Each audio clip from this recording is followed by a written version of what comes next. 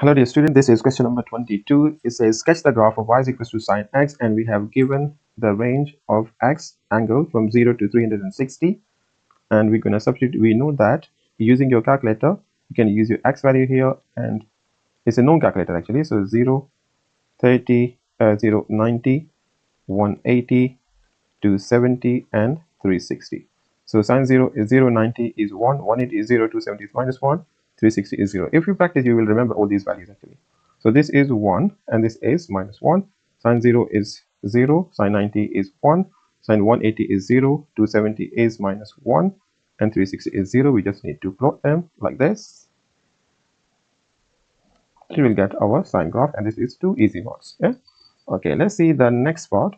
The next part says solve the equation 2 sine x is equals to minus 1, and the range is from 0 to 360 degree, and sine x is equals to minus 1 over 2, and x gives us sine inverse of minus 1 over 2. How we will get this value? We know that sine 30 is equals to half, and this is minus half, so it will gives us minus 30. So x value is minus 30.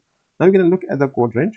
So we have C, A, S, T. So this is cos positive, all positive, sine positive, and tan positive. So we have only this side sine positive negative, and this side sine negative, and angle is 30 here, and angle is 30 here.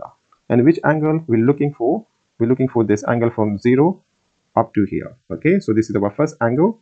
So first angle will be from 0 to 180 plus 30 is 210.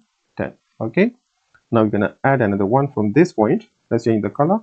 So let's use this one. From 0, we can go from 0 to this direction. So this is 360 minus 30. That gives us 330. They said solve the equations. It means we need to find out the value of x. So x values we have 210 gives us minus 1 over 2. 330 gives us minus 1 over 2 as well. Okay, so this is easy 2-mark question as well. I hope you like that. Thank you.